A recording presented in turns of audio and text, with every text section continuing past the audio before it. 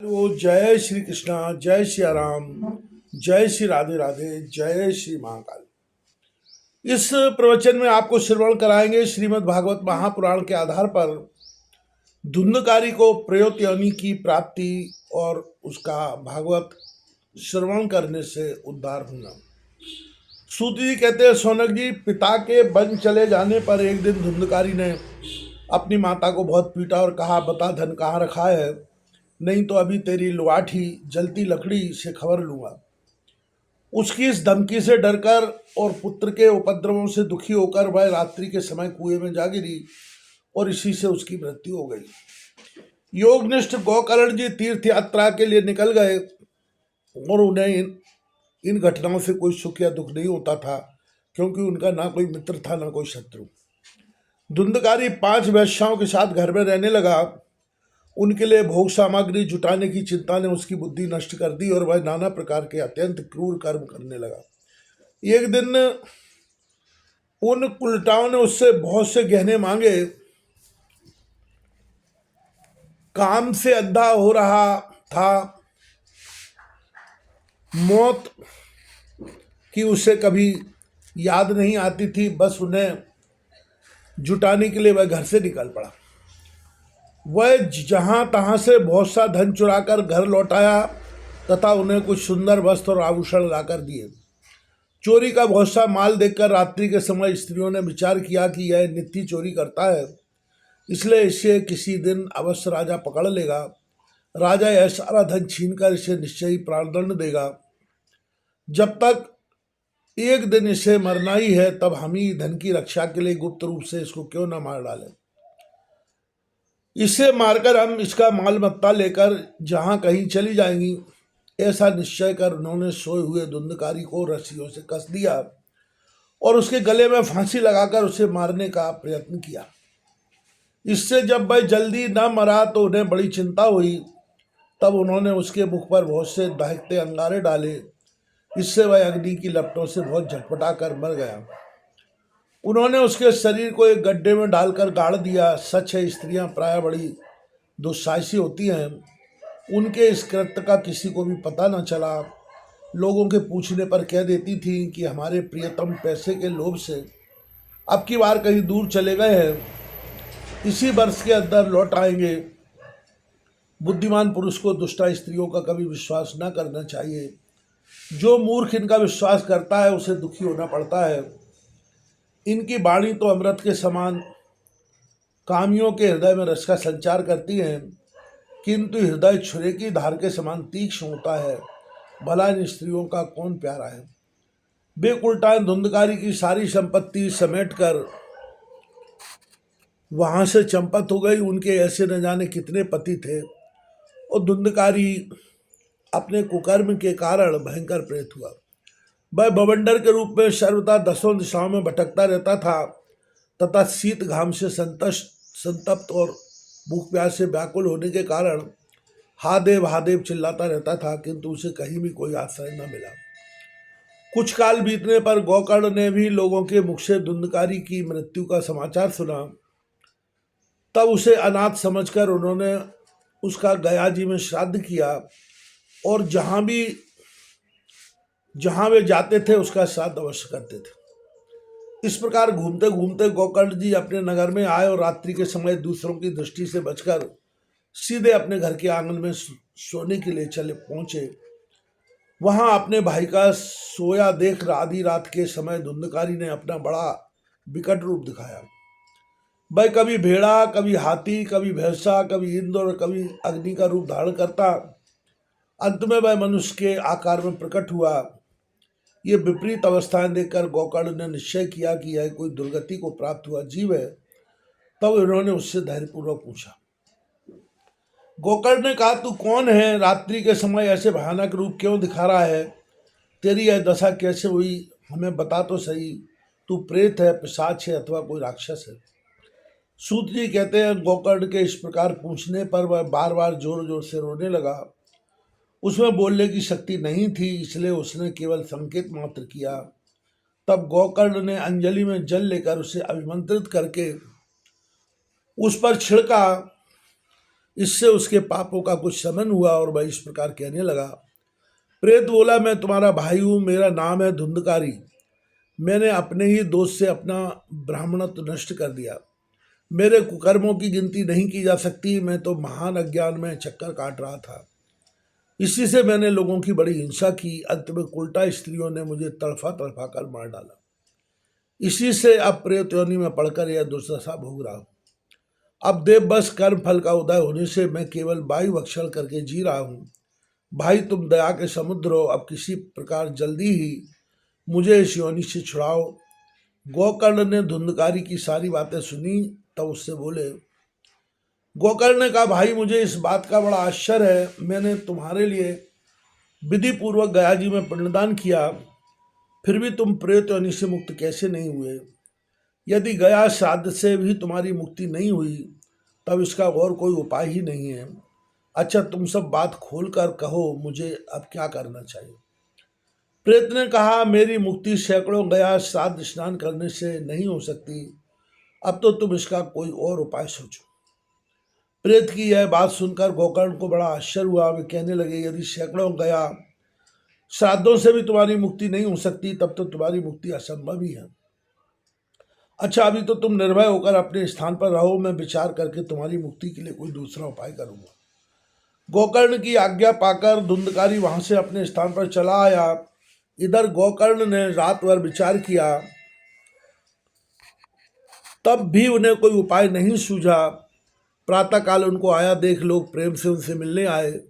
तब गोकर्ण ने रात में जो जो कुछ जिस प्रकार हुआ था वैसा उन्हें सुना दिया। उनमें जो लोग विद्वान, योगनिष्ठ, ज्ञानी और वेदज्ञ थे, उन्होंने भी अनेकों शास्त्रों को उलट पलट कर देखा, तो भी उसकी मुक्ति का कोई उपाय न मिला। तब सबने यही निश्चय किया कि इस विषय में सूर्य नारायण जो आज्ञा करें वही करना चाहिए। अतः गोकर्ण ने अपने तपोबल से सूर्य की गति को रोक दिया।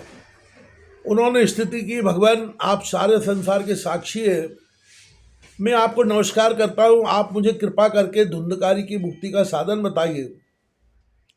गोकर्ण की यह प्रार्थना सुनकर सूर्यदेव ने दूर से ही स्पष्ट शब्दों में कहा, श्रीमद् भागवत से मुक्ति हो सकती है, इसलिए तुम उसका सप्ताह पारायण करो। सूर्य का यह धर्ममय वचन वहां सभी ने सुना। तब सबने यही कहा कि प्रयत्न पूर्वक यही करो, है भी यह साधन बहुत सरल। अतः गोकर्ण जी भी तदनुसार निश्चय करके कथा सुनाने के लिए तैयार हो गए। देश और गांव से अनेक लोग कथा सुनने के लिए आए। बहुत से लंगड़े, लूले, अंधे, बूढ़े और मंदबुद्धि पुरुष भी अपने पापों की निवृत्ति के उद्देश्य से वहां आ पहुंचे। इस प्रकार वहां इतनी भीड़ हो गई कि उसे देखकर देवताओं को भी आश्चर्य होता था। जब गोकर्ण जी व्यास गद्दी पर बैठकर कथा कहने लगे, तब वह प्रेत भी वहां आ पहुंचा और इधर उधर बैठने के लिए स्थान ढूंढने लगा। इतने में ही उसकी दृष्टि एक सीधे रखे हुए 7 गांठ के बांस पर पड़ गई। उसी के नीचे छिद्र में घुसकर वह कथा सुनने के लिए बैठ गया। वायु रूप होने के कारण वह बाहर कहीं बैठ नहीं सकता था, इसलिए बांस में प्रवेश कर गया। गोकर्ण जी ने एक वैष्णव विप्र को मुख्य श्रोता बनाया और प्रथम स्कंद से ही स्पष्ट स्वर में कथा सुनाना आरंभ कर दी। सायंकाल में जब कथा को विश्राम दिया गया, तब एक बड़ी विचित्र बात हुई। वहां सभासदों के देखते देखते उस बांस की एक गांठ तड़तड़ शब्द करती हुई फट गई। इसी प्रकार दूसरे दिन सायंकाल में दूसरी गांठ फटी और तीसरे दिन उसी समय तीसरी। इस प्रकार 7 दिन में 7 गांठों को फोड़कर धुंधकारी 12 स्कंदों को सुनने से पवित्र होकर प्रेत योनि से मुक्त हो गया और दिव्य रूप धारण करके सबके सामने प्रकट हुआ। उसका मेघ के समान श्याम शरीर पीतांबर और तुलसी की मालाओं से सुशोभित था तथा सिर पर मनोहर मुकुट और कानों में कमनीय कुंडल झिलमिला रहे थे। उसने तुरंत अपने भाई गोकर्ण को प्रणाम करके कहा, भाई तुमने कृपा करके मुझे प्रेत योनि की यातनाओं से मुक्त कर दिया। यह प्रेत पीड़ा का नाश करने वाली श्रीमद् भागवत की कथा धन्य है तथा श्री कृष्णचंद्र के धाम की प्राप्ति कराने वाला इसका सप्ताह पारायण भी धन्य है। जब सप्ताह श्रवण का योग लगता है, तब सब पाप थर्रा उठते हैं कि अब यह भागवत की कथा जल्दी हमारा अंत कर देगी। जिस प्रकार आग गीली सूखी छोटी बड़ी सब तरह की लकड़ियों को जला डालती है, उसी प्रकार यह सप्ताह श्रवण मन वचन और कर्म द्वारा किए हुए नए पुराने छोटे बड़े सभी प्रकार के पापों को भस्म कर देता है। विद्वानों ने देवताओं की सभा में कहा कि जो लोग इस भारतवर्ष में श्रीमद् भागवत की कथा नहीं सुनते, उनका जन्म वृथा ही है। भला मोह पूर्वक लालन पालन करके यदि इस अनित्य शरीर की वो हष्टपुष्ट और बलवान भी बना लिया जाए, तो भी श्रीमद् भागवत की कथा सुने बिना इससे क्या लाभ हो। अस्थियां इस शरीर के आधार स्तंभ में नस नाड़ी रूप रस्सियों से यह बंधा हुआ है। ऊपर से इस पर मांस और रक्त थोपकर इसे चर्म से मढ़ दिया गया है।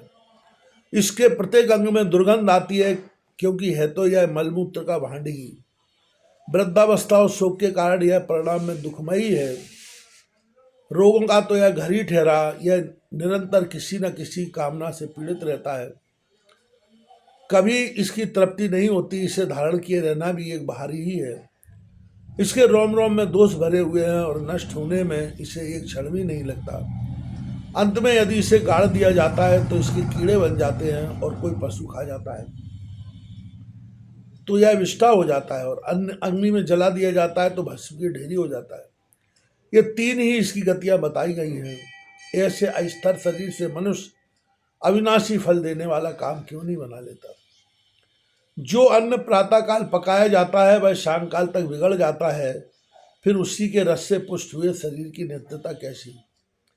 इस लोक में सत्ता श्रवण करने से भगवान की शीघ्र ही प्राप्ति हो सकती है। अतः सब प्रकार के दोषों की निवृत्ति के लिए एकमात्र यही साधन है। जो लोग भगवान की कथा से वंचित है, वे तो जल में बुदबुदे और जीवों में मच्छरों के समान केवल मरने के लिए ही पैदा होते हैं। भला जिसके प्रभाव से जड़ और सूखे हुए बांस की गांठें फट सकती है, उस भागवत कथा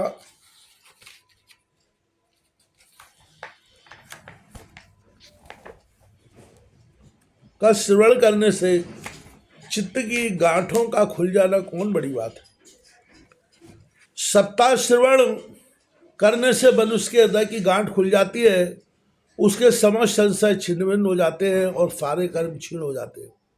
यह भागवत कथा रूप तीर्थ संसार के कीचड़ को धोने में बड़ा ही पटु है।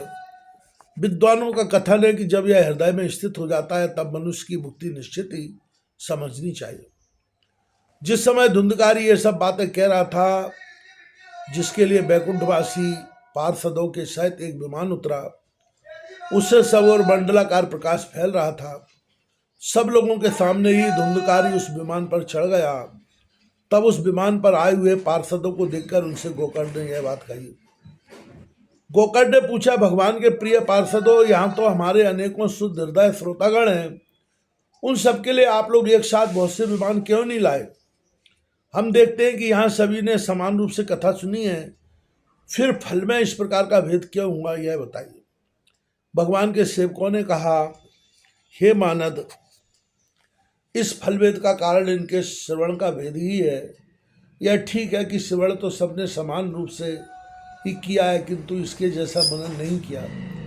इसी से एक साथ भजन करने पर भी उसके फल में भेद रहा।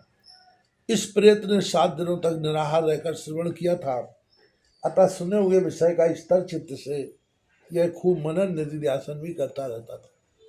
जो ज्ञान दृढ़ नहीं होता वह व्यर्थ हो जाता है। इसी प्रकार ध्यान न देने से श्रवण का, संदेह से मंत्र का और चित्त के इधर उधर भटकते रहने से जब का भी कोई फल नहीं होता। वैष्णवहीन देश अपात्र को कराया हुआ श्राद्ध का भोजन, अश्रोत्री को दिया हुआ दान एवं आचार्यहीन कुल, इन सब का नाश हो जाता है। गुरु वचनों में विश्वास, दीनता का भाव, मन के दोषों पर विजय और कथा में चित्त की एकाग्रता इत्यादि नियमों का यदि पालन किया जाए तो श्रवण का यथार्थ फल मिलता है। यदि ये श्रोता फिर से श्रीमद् भागवत की कथा सुने तो निश्चय ही सबको वैकुंठ की प्राप्ति होगी। और गोकर्ण जी, आपको तो भगवान स्वयं आकर गोलोक धाम में ले जाएंगे। यूँ कहकर वे सब पार्षद हरि कीर्तन करते हुए वैकुंठ लोक को चले गए। श्रावण मास में गोकर्ण जी ने फिर उसी प्रकार सप्ताह क्रम से कथा कही और उन श्रोताओं ने उसे फिर सुना। नारद जी इस कथा की समाप्ति पर जो कुछ हुआ वह सुनिए। वहां भक्तों से भरे हुए विमानों के साथ भगवान प्रकट हुए। सब ओर से खूब जय जयकार और नमस्कार की ध्वनियां होने लगी। भगवान स्वयं हर्षित होकर अपने 5 जन शंख की ध्वनि करने लगे और उन्होंने गोकर्ण को हृदय से लगाकर अपने ही समान बना लिया। उन्होंने क्षण भर में ही अन्य सब श्रोताओं को भी मेघ के समान श्याम वर्ण, रेशमी पीताम्बरधारी तथा किरीट और कुंडल आदि से भूषित कर दिया। उस गांव में कुत्ते और चांडाल पर्यंत जितने भी जीव थे वे सभी गोकर्ण की कृपा से विमानों पर चढ़ लिए गए तथा जहां योगी जन जाते हैं उस भगवत धाम में वे भेज दिए गए। इस प्रकार भक्तवत्सल भगवान श्री कृष्ण कथा श्रवण से प्रसन्न होकर गोकर्ण जी को साथ ले अपने ग्वाल वालों के प्रिय गोलोक धाम में चले गए। पूर्व काल में जैसे अयोध्यावासी भगवान श्री राम के साथ साकेत धाम सिधारे थे, उसी प्रकार भगवान श्री कृष्ण उन सबको योगी दुर्लभ गोलोक धाम को ले गए, जिस लोक में सूर्य चंद्रमा और सिद्धि की भी कभी गति नहीं हो सकती, उसमें वे श्रीमद् भागवत श्रवण करने से चले गए। नारद जी सत्ता यज्ञ के द्वारा कथा श्रवण करने से जैसा उज्ज्वल फल संचित होता है उसके विषय में हम आपसे क्या कहें। अजी जिन्होंने अपने कर्ण पुट से गोकर्ण की कथा के एक अक्षर का भी पान किया था वे फिर माता के गर्भ में नहीं आए। जिस गति को लोग वायु जल या पत्ते खाकर शरीर सुखाने से बहुत काल तक घोर तपस्या करने से और योगाभ्यास से भी नहीं पा सकते, उसे वे सप्ताह श्रवण से सहज में ही प्राप्त कर लेते हैं। इस परम पवित्र इतिहास का पाठ चित्रकूट पर विराजमान मुनीश्वर शांडिल्य भी ब्रह्मानंद में मग्न होकर करते रहते हैं। यह कथा बड़ी ही पवित्र है। एक बार के श्रवण से ही समस्त पाप राशि भस्म कर देती है। यदि इसका श्राद्ध के समय पाठ किया जाए तो इससे पितृगण को बड़ी तृप्ति मिलती है और नित्य पाठ करने से मोक्ष की प्राप्ति होती है।